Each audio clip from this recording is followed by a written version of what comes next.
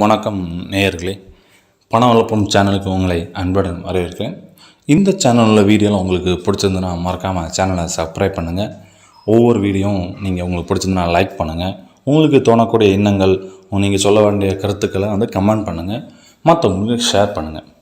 நாம் இந்த வீடியோவில் என்ன பார்க்க போகிறோன்னா, நம்மளுடைய வீட்டில் செல்வம் செழிக்கவும், குழந்தையோட படிப்பு சிறந்து விளங்கவும், வீட்டில் பணப்பெட்டி எங்கெல்லாம் வைக்கணும் அப்படிங்கிற எல்லாத்தையும் நம்ம இந்த வீடியோவில் பார்க்க போகிறோம். ஸோ வீட்டில் செல்வம் செழிக்கணும் அப்படின்னா வீட்டில் திருவிளக்கு ஏற்றுவது ரொம்ப ரொம்ப சிறந்தது. சரிங்களா? கண்டிப்பாக விளக்கு ஏற்றணும்.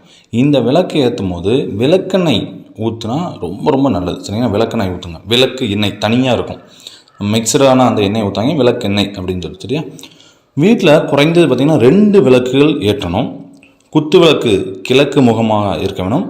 அப்புறம் துணை விளக்குமாங்கள அது வடக்கு முகமும் இருத்தல் நல்லது. சரிங்களா? அப்புறம் பார்த்திங்கன்னா வீட்டை செவ்வாய்க்கிழமையும் சரி வெள்ளிக்கிழமையும் சரி கண்டிப்பாக துடைக்காதீங்க.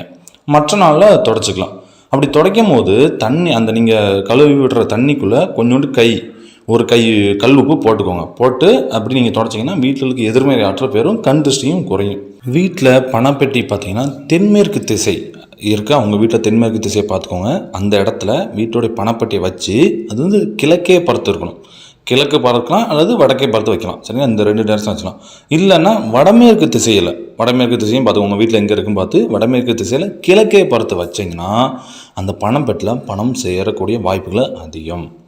அதேமாரி குழந்தைகள் படிப்பில் சிறந்து விளங்க வீட்டில் வடகிழக்கு அல்லது தென்மேற்கு திசையில் அமர்ந்து செவ்வாய் புதன் அப்போல்லாம் பார்த்திங்கன்னா அந்த கிழமையெல்லாம் பார்த்திங்கன்னா கிழக்கே பார்த்து அமர்ந்தும் மற்ற நாட்களில் வடக்கே பார்த்து அமர்ந்து படித்தாங்கன்னா அந்த குழந்தைங்களுக்கு படித்தவுடன் அந்த பாடம் ஃபுல்லாமே மனதில் நன்கு பதியும். ஸோ இந்த மாதிரி இந்த வழிமுறைகள்லாம் யூஸ் பண்ணி பாருங்கள். கண்டிப்பாக உங்களுக்கு நல்ல பலன் கிடைக்கும்.